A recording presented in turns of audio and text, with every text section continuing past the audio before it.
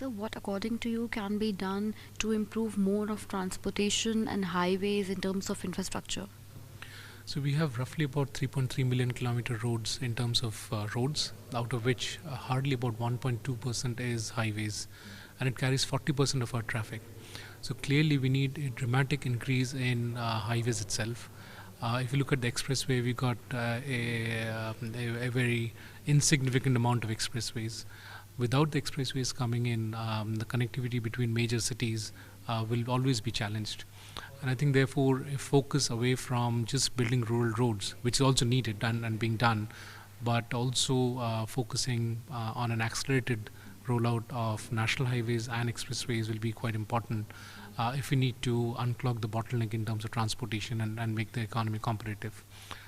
In tandem, the rural roads are also important because we need to have efficiency in terms of moving the food out, especially if you're looking at industries such as food processing, which is absolutely essential to promote the rural economy, and therefore focusing in a structured manner on where the food processing industries will develop, and connectivities to these food processing industries would be something that will be quite interesting to have.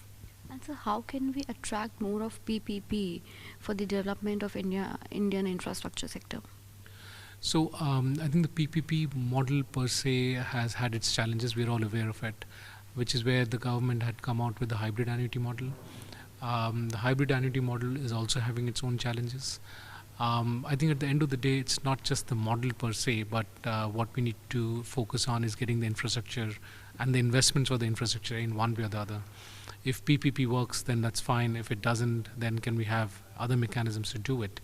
And the reason I'm focusing on that is if you look at China, which is a good example of how infrastructure needs to be rolled out, most of the large infrastructure was rolled out on an EPC basis. In fact, very little, if not anything, was rolled out on a PPP basis. India has been the largest practitioner of PPP in terms of road infrastructure.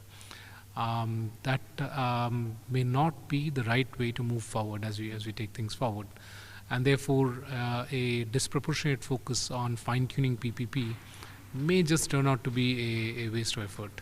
Having said that, we still need that investment, and the recommendations that are enshrined in the Kelkar Committee report on PPP, I think if we just implement that, it will be good enough. So, do you think India lacks in India is actually there's a deficiency in ports and airports? So, do you think how can we curb this problem and how can we develop more and more ports and airports in the country? Let's look at airports first. It's basically economics. You need to have the minor airports being built with having sufficient traffic in it.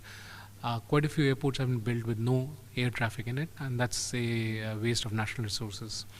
And therefore, there has to be a budgetary support to these minor airports being built up, and along with it, some kind of a regulatory push for airlines to start operating from these airports. And unless we start off that whole cycle of the minor airports being built up and people taking up a flight from those semi-rural tier 2, tier 3 cities to a urban location on a aircraft, we will have the perennial challenge of the chicken and egg. Do we have the airport first, or should we have passengers first?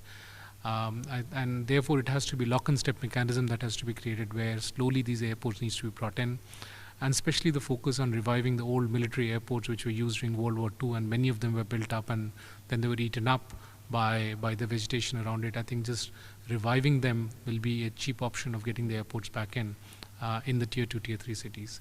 In terms of ports, we have had deficient investments in the marine infrastructure in totality. And that's been stepped up recently, but an accelerated investment will be needed, both in terms of major ports and minor ports. I think the states have been pitching in for the minor ports, and that's a good development, but we need more of it. The connectivity between the ports and the roads and the railways, I think that will be quite important. The port evacuation will be critical, and therefore the focus on developing port cities is a good focus, because that will also ensure that there is enough skills available in that area to develop it, and also take advantage of the economic activity that gets unleashed because of the port infrastructure and the marine infrastructure coming up.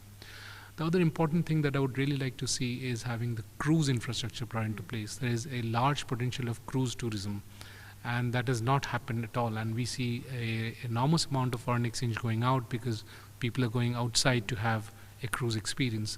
If we can capture that and bring it back into India, supported by the appropriate infrastructure, I think that'll give a good fillip to cruise tourism and also save our foreign exchange.